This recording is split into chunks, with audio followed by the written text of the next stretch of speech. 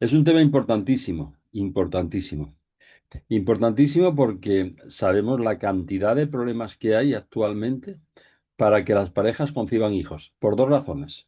Una, porque estamos muy contaminados desde el principio y hay un índice de infertilidad muy elevado, muy elevado. Y en segundo lugar, porque se ha retrasado muchísimo la edad de gestación de la mujer y tendemos a tener hijos demasiado tarde. Las causas de la infertilidad se dividen al 50% entre el hombre y la mujer.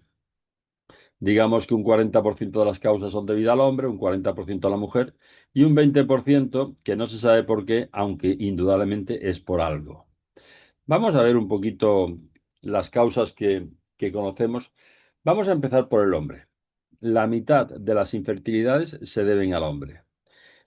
¿Qué es lo que se ha encontrado en los casos de infertilidad del hombre? Pues veréis, lo primero que se encuentra es que el líquido seminal, sabéis que el semen tiene no más de un 5 o un 10% de espermatozoides, 1 millón a 1,5 millones, 2 millones por mililitro, de 3 a 5 mililitros, pero lo primero que se ha encontrado es que en el líquido seminal hay un estrés oxidativo importante, es decir, hay una cantidad muy grande de radicales libres.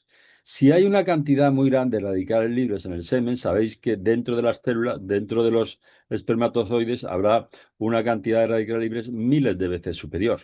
Sabéis que fuera de las células, los radicales libres son mucho menores y el glutatión es mucho menor. Los radicales libres se producen dentro de las células, dentro de las mitocondrias, y ahí es donde tendremos que neutralizarlos y ahí es donde tenemos que encontrarlo. Entonces, si en el líquido seminal hay una muy elevada cantidad de radicales libres, quiere decir que dentro de los espermatozoides hay más radicales libres todavía. ¿Y eso en qué se traduce? Pues veréis, se traduce en alteraciones en la cabeza del espermatozoides, en malformaciones del espermatozoides, en poca movilidad del espermatozoide, en poco número de espermatozoides, etcétera, etcétera, etcétera. Llama mucho la atención que actualmente la OMS considera que es normal que hasta el 96% de los espermatozoides tengan alteraciones de la forma, de la movilidad o que estén mal constituidos. Está claro que esa baja movilidad y esas alteraciones de la calidad del esperma mejoraba muchísimo en los tratamientos de ozono y van a mejorar muchísimo más en los tratamientos con inmunocalo. Entonces, me parece fundamental cuando una pareja no puede tener niños, debemos tratar a él y a ella, porque la mitad de los problemas, por lo menos, vienen por la baja calidad del esperma de él. Y además, esas alteraciones de los espermatozoides 96% tienen alteraciones de la forma o de lo que sea. Eso se va a traducir después en algo muy importante cuando lo veamos en el tema de la gestación y del chico, cuando nace. El hombre es fundamental neutralizar esos radicales libres, mejorar la calidad del esperma, mejorar el número de espermatozoides y mejorar la movilidad de los espermatozoides. Y están muy afectados en los casos de infertilidad. Vamos a ver después qué es lo que nos propone un poquito la ciencia y qué es lo que podríamos hacer nosotros. En el caso de la mujer, que hablaremos también otra vez más después del tema del hombre. En el caso de la mujer, pues un tanto por el estilo.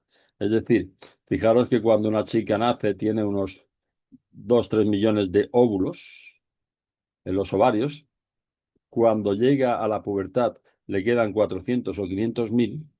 Y cuando llega a los 18 años, el 80% de esos óvulos que le quedan están bien, están en condiciones de ser fecundados. Madurarán entre 10 y 20 en cada ciclo. De ahí habrá uno que será el folículo dominante, que será el que después se va creará el folículo de Gra, que es el que es posible de que se produzca la gestación, pero el 80% de esos óvulos están normales. A los 35 años, solamente el 20% de esos óvulos son normales, el 80% son defectuosos. Eh, Eso es un problema. Es un problema porque tenemos que encontrar un espermatozoide que está bien y un óvulo que está bien. Esos óvulos que no están bien, que puede haber otras causas, indudablemente puede haber obstrucción de las trompas por inflamaciones de todo tipo, pero aumentan enormemente en determinadas enfermedades, por ejemplo, en la endometriosis, por ejemplo, en los ovarios poliquísticos, que muchas veces se van acompañados de alteraciones hormonales que hace que, aparte de esto, la chica tenga una serie de problemas, entre ellos la obesidad, diabetes tipo 2, que disminuye enormemente la posibilidad de que esa mujer sea fértil y que tendremos que tratar antes de. Todo eso se va a traducir en reglas muy dolorosas. Y dismenorreas.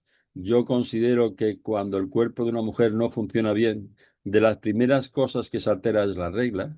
Y cuando una mujer quiere quedar embarazada, lo primero que tenemos que conseguir es una normalidad en esa regla, que sea normal y que sea posible. Y entonces hay un deterioro muy acelerado de esos óvulos entre los 18 y los 35 años, 36 años. Resulta que allá a los 38, 40, muchísimos no están en condiciones. Y entonces muchas veces tenemos que recurrir a esa fecundación in vitro, que hablaremos un poquito de ella, para encontrar un óvulo que sea posible de fecundar y un espermatozoide que sea capaz de hacerlo. Y tendremos que tratar previamente un montón de enfermedades. Fijaros que hay muchas situaciones, como por ejemplo quimioterapias, enfermedades, vacunas, en donde hacen que la mujer sea infértil mucho antes de tiempo. Fijaros que, por ejemplo, en la quimioterapia y en la cantidad de infertilidad que estamos teniendo en la actualidad, ¿en qué se traduce? Veréis, se traduce en que hoy día los consejos que dan las personas que se dedican a esto de la fecundación in vitro, etcétera, etcétera, es coger óvulos y congelarlos antes de una quimio o en la edad fértil de la mujer, o a los 20 o 25 años, y después decides que vas a tener hijos a los 35 años, porque ya a esa edad los óvulos se han deteriorado muchísimo y hay muy pocos que sean útiles. También hacen lo mismo con los espermatozoides, congelarlo cuando eres jóvenes, porque después saben que van a tener una teratogénesis de esos espermatozoides, unas alteraciones morfológicas de esos espermatozoides que ya no van a ser útiles. Los congelamos cuando son jóvenes para evitar el deterioro que van a tener con los años. ¿A qué se debe ese deterioro? Indudablemente al tema del estrés oxidativo y de esos radicales libres. Eso es lo que va a alterar la forma de los espermatozoides, el número de espermatozoides, la movilidad de los espermatozoides y lo que va a alterar la calidad de los óvulos que van a salir del ovario para ser fecundados. Es fundamental mantenerlos bien y mantenerlos en condiciones. Por dos razones, además. Una es porque si se recurre a la fecundación in vitro, tiene un éxito de un 50%. Cuesta entre 10 y 15 mil euros. Te dicen que si lo haces 3 veces, en las 3 veces, pues al final vas a tener un éxito de un 80%, un 90%. Es carísimo. Y que solamente tenga un 50% de éxito. Pero hay una cosa que preocupa muchísimo más. Y es que los chicos que nacen de una fecundación in vitro, tienen de un 30 a un 70% más posibilidades de problemas, de partos prematuros, de bajo peso al nacer, de malformaciones congénitas, eh, cardíacas, urogenitales, del sistema nervioso central. Hay muchas más posibilidades que desarrollen después enfermedades metabólicas, hipertensión de adultos. Y uno dice, bueno, pues si hay esa relación entre esos embriones, gametos, o sea, óvulo y espermatozoides, y ese resultado final, algo tendrá que ver ese óvulo y ese espermatozoide. Algo tendrá que ver en que no eran de una calidad suficientemente interesante como para. Y que la ciencia no distingue actualmente entre ese espermatozoide que tiene esa baja calidad y ese óvulo que tiene esa baja calidad y los normales. No los distingue. Entonces, y que llegamos con una calidad de esperma y una calidad de óvulos a los 35 o 40 años, horrible. Entonces, vamos a ir por parte. Una persona joven, una chica joven, una pareja joven, si viene por problemas de infertilidad, dicen que cuando llevas un año intentándolo y no lo consigues, 6 meses cuando después de los 35 años, por vía natural, yo lo primero es ver un poquito cómo es la regla en la mujer, que no tenga dismenorrea, que sea una regla normal y corriente, que no haya endometriosis, que no haya un ovario poliquístico, que no haya obesidad, que no haya, que vamos a mejorar su forma física. Y su forma física la vamos a mejorar en gran medida con una toma inmunocal, batido al día, normal y corriente, y ya está. Si hay problemas de dismenorreas, de ovarios poliquísticos, de endometriosis, de cualquier otra cosa, nos vamos a los 2 batidos al día para ella. Muchas veces el hombre, si está bien, está en condiciones, con un batido al día sería suficiente. Pero si hay problemas en la mujer, primero tendremos que solucionar esos problemas antes de procurar un poquito este tema del embarazo. Dos, estas personas ya que con 35 o 40 años quieren intentarlo. Yo ahí sí me voy a los 2 batidos al día. Y además, por lo menos durante un año. En el caso anterior, en 6 meses suele ser suficiente y se suele quedar embarazada la mujer. En el caso ya después de los 35 o 40 años, por lo menos le pido un año. Por 2 razones. Primero, porque la fecundación in vitro es costosa, molesta, incómoda y más del 50% de fracasos. Pero sobre todo porque después los niños que nacen por una fecundación in vitro tienen mucho más problema de tener otra serie de enfermedades. Simplemente esos espermatozoides y esos óvulos no eran de suficiente calidad. Sabemos que, en principio, en los espermatozoides no solamente es que se tienen que formar mejor y se van a formar mejor, no solamente es que tienen que formarse en más número y va a ser más número, es que tiene que tener un líquido seminal que realmente energético, que les sirva para nutrirse y para avanzar, y que no puede ser que tenga unos esencias radicales libres porque ese líquido no le va a servir para nada. Y sabéis que tiene una cabeza, un cuello y una cola, que la cola tiene que estar bien formada, que es lo primero que se altera.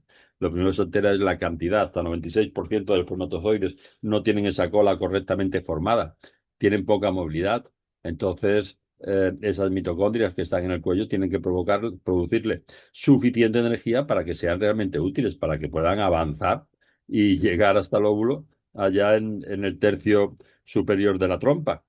Eh, para el hombre le viene fenomenal un tratamiento inmunocal antes de. Y desde luego va a mejorar la cantidad y sobre todo lo que comentábamos antes, la calidad. No puede ser que cojamos espermatozoides, que el 96% de ellos, según la OMS, tiene alteraciones de la forma, por algo serán esas alteraciones de la forma, y que después tengamos chicos en fecundaciones in vitro con esa cantidad de problemas al nacer y después. En la mujer, sí, es verdad que podemos congelar los óvulos cuando es joven para utilizarlos posteriormente y se está haciendo muchísimo en la quimio y todas estas cosas. ¿Por qué? Por el ataque tan bestial de estrés oxidativo que le provocan esos tratamientos. Entonces, podemos congelar esos óvulos para utilizarlos 20 años después o podemos rejuvenecer esos óvulos y evitar ese deterioro y que estén en mejor calidad los óvulos. Inmunocal en el embarazo es tan fácil como que hay una cantidad de éxitos muy grande en un tratamiento con inmunocal. No pidió menos de 6 meses a un año, 6 meses. En personas más jóvenes, un año después de los 35 o 40. Lo normal, si tenemos problemas, es que recurramos a los 2 batidos al día. Ya hablaremos después en el embarazo. Lo normal por lo menos durante un año, 2 batidos él y 2 batidos ella. Si son una pareja joven que está empezando y puede ser que, en fin, lo que quiere es mejorar un poquito pues las posibilidades y tal, pues entonces probablemente sea un batido al día nada más para él y para ella. Pero que no tengan problemas. Si llevan tiempo intentándolo, si han tenido problemas, si tiene una dismenorrea, si tiene un ovario poliquístico, si tiene una endometriosis, si tiene un síndrome inflamatorio pélvico, si tiene cualquier tipo de problema, vayamos a los 2 batidos hasta que se normalice y cuando se normalice ya veremos si seguimos con 2 o con 1. Pero está claro que en principio cuando el cuerpo de una mujer no se queda embarazada, para mí una fecundación in vitro es forzarlo cuando está diciendo que no está en condiciones. Y me parece totalmente lógico. Primero ponerlo en condiciones y después intentar que se quede embarazada. Es decir, me ha llamado, ahora comentaré algo que también me llama mucho la atención. Me ha llamado mucho la atención esto de que tengamos hasta un 96% de los espermatozoides con alteraciones de la forma, de la movilidad, con media cola, sin cabeza, y que creamos que eso es normal y que lo demos por normal. Me ha llamado la atención que eso se haya producido en líquidos seminales con una muy alta cantidad de radicales libres y de estrés oxidativo. Me ha llamado la atención. Mejoremos la calidad del esperma.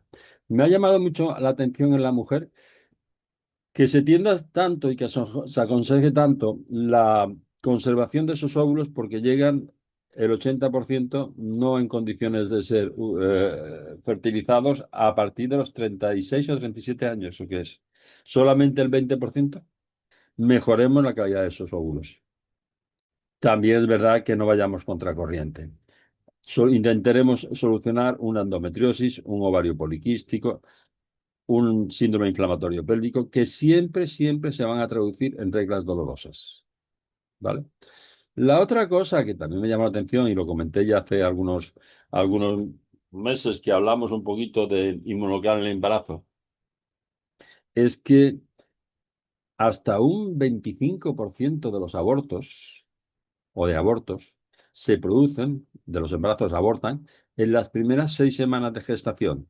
En el primer mes y medio, cuando la mujer todavía ni sabe que está embarazada, ha tenido un ligero retraso de la regla. Ese retraso le ha dado una regla o ese aborto una regla más abundante, un poquito más molesta, un poquito fuera a lo mejor del momento en que tendría que ser.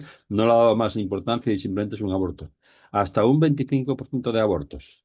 Y esos abortos siempre, siempre, siempre, y en este mes y medio, se acompañan de un alto estrés oxidativo y de un alto número de radicales libres. Es verdad que la eclampsia, la preeclampsia, las otras enfermedades que se producen en el último tercio del embarazo también se acompañan con un aumento del estrés oxidativo y de radicales libres. Entonces, no solamente me parecen que es muy importante para la fertilidad, es decir, muy importante para mejorar la calidad del esperma mejorar la calidad de los óvulos, sino también creo que muy importante que la mujer siga por lo menos con un batidito por la mañana de 2 sobres durante el embarazo. El estrés oxidativo que tiene durante la gestación es enormemente grande, no por el chico, sino por la velocidad a la que crece el chico. Y creo que es fundamental que intentemos controlar un poquito ese estrés oxidativo también durante el embarazo. Pero volvemos a decir lo mismo. Una fecundación in vitro o un tratamiento con inmunocal. 1000 veces antes un tratamiento con inmunocal para mejorarlo todo. Pero porque si en un año tuviéramos que llegar, no se hubiera conseguido y tuviéramos que llegar a la fecundación in vitro, bueno, pues tendríamos óvulo de más calidad, espermatozoide de más calidad, más posibilidades de éxito y muchas más posibilidades de que los niños después no tengan ni partos prematuros ni malformaciones congénitas, porque que haya hasta un 30 un 70% más de problemas en estos chicos que nacen por parto prematuro, está claro que viene por esa calidad defectuosa de espermatozoides y de óvulos. Yo creo que el tema de la infertilidad no da mucho más de sí porque es que hay muchísimos ejemplos para ello. El control del estrés oxidativo durante 30 años lo habíamos hecho con ozono y es verdad que el ozono ayudaba muchísimo al embarazo de la mujer. Ayudaba muchísimo a aumentar la movilidad de los espermatozoides y la calidad del esperma. Pero esos resultados con inmunocal es algo que ahí lo que más me sorprendió es que el control del estrés oxidativo, de esos radicales libres por inmunocal, era mayor todavía que con ozono. Es decir, hay algunos vídeos muy interesantes de personas aisladas que con ovarios poliquísticos, después de un año, resulta que se ha quedado embarazada, que ha tenido hijos. Hay muchos, muchos testimonios. Podéis encontrar en las redes sobre esto. Pero además es completamente lógico, es completamente normal. Yo, en principio, después os contestaré todas las dudas que tengáis sobre este tema de la gestación, que ya os comento. Primero, siempre vayamos a técnicas conservadoras antes de técnicas más agresivas. Vayamos a la prevención del problema y al tratamiento del problema, no a forzar el cuerpo de la mujer a quedarse embarazada si no está en ese momento en condiciones. Y no me parece ningún tratamiento más liviano que inmunocal. Es un producto completamente natural que es el mayor antioxidante que existe, va a controlar ese estrés oxidativo y por lo tanto va a mejorar enormemente el semen, la calidad del esperma, la movilidad de esos espermatozoides, el número de espermatozoides y sobre todo el rejuvenecimiento de esos óvulos. Y en el caso de que haya problemas en la mujer, cuando es joven, solucionemos primero esos problemas. Solucionemos esos problemas. Los más frecuentes, ya os lo he comentado, la inflamación de las trompas, se va a desinflamar y van a volver a ser permeables. Los ovarios poliquísticos y la endometriosis. Y los ovarios poliquísticos muchas veces cursan con una obesidad y con una diabetes tipo 2. Simplemente disminuyen un 10% el peso y aumentan enormemente las posibilidades de quedarse embarazada.